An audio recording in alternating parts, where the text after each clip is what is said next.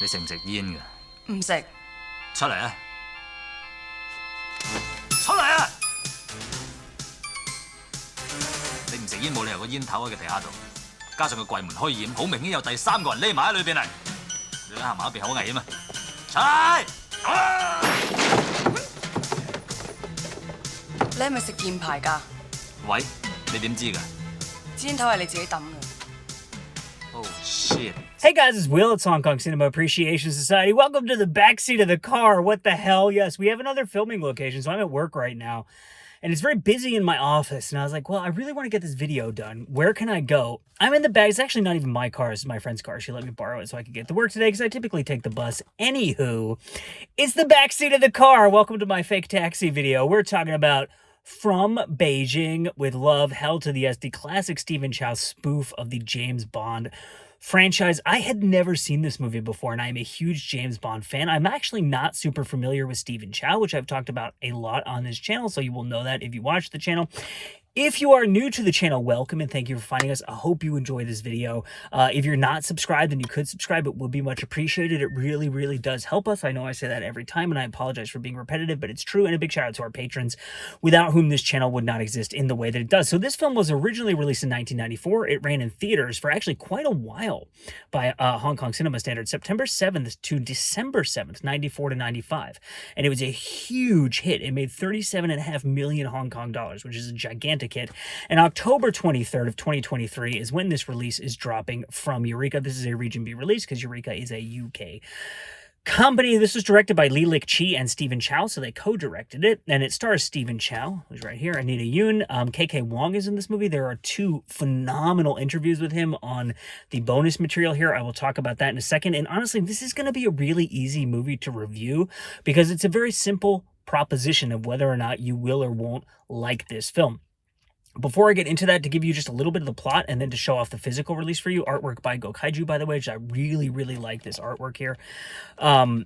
So the story is pretty simple. It's like preposterous and it's really funny. So for whatever reason, the largest dinosaur skeleton ever has been found in China. And the CCP, the Chinese Communist Party, Chinese government, whatever you want to call them, has decided this is a really great propaganda opportunity for China. And so they're assembling the skeleton to make use of it for propaganda purposes, and the skull is stolen, right? So right away, it's this preposterous thing of like the use of a dinosaur skeleton for propaganda, and you could see a metaphor there right away, right? And the skull has gone missing, which is the head, right? Which is the thing that thinks, and you have to go and find the skull.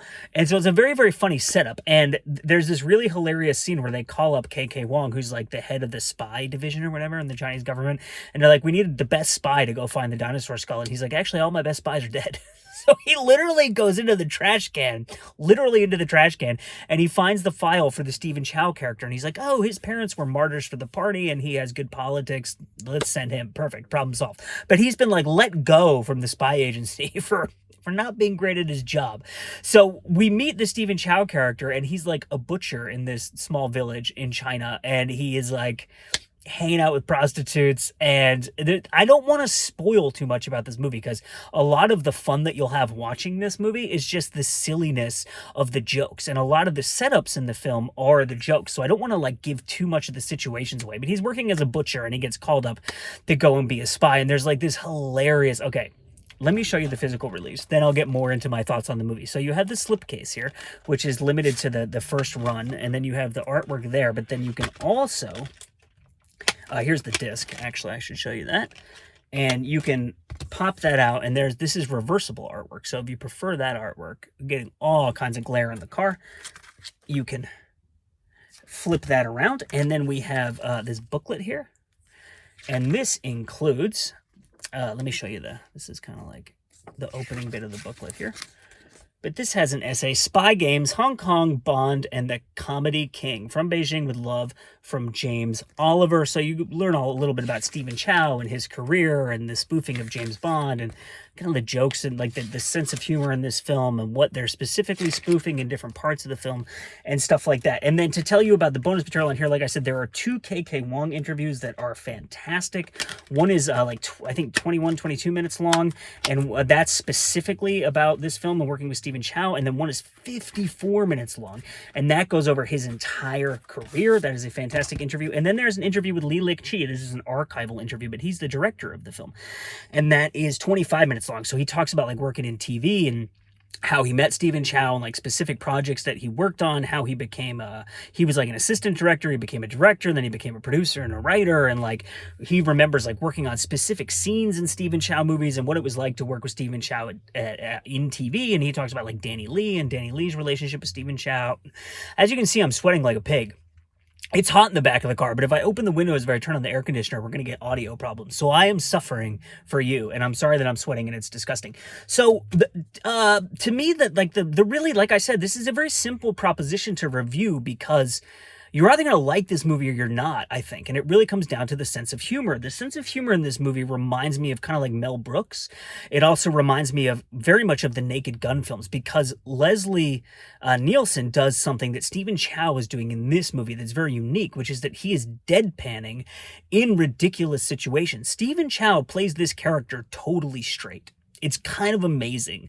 Like, he plays this guy as though this guy believes he is James Bond. Like, he's the most badass secret agent. He's always doing his hair, and he's got, like, there's this hilarious thing where he's, you know, James Bond always has this thing where it's like, you think it's a shoe, but really it's a telephone, right?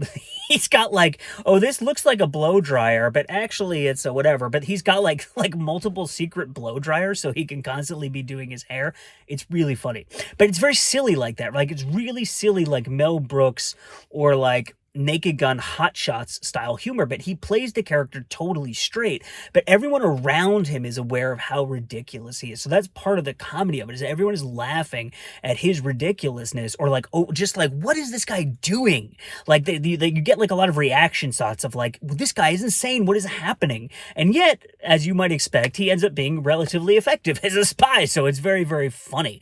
And you just like, there's this amazing thing where, to me, it's very, you can tell that I found this movie to be really, really, really funny. And I enjoyed the crap out of it. I'm really happy this release is out, and I really, really had a great time watching this film. But I like really stupid humor and really silly humor. And if you don't like that, you might not like this movie. Like, there's a scene where he, you know, in every James Bond movie, he goes and sees Q, and Q gives him these crazy inventions, right? In this one, the guy has invented a flashlight that needs light in order to work. So they're like, how does it work in the dark? And he's like, well, if you carry around another flashlight and shine it on it, it'll light up. And it's just like it's so dumb, but it's so funny. And like there's a character in this movie who's kind of like a double agent, and there's a scene where they're like talking to their boss on a video phone, and it's like inside of a toilet. So it's like she's like in the toilet. It's really funny. To me, it's really funny.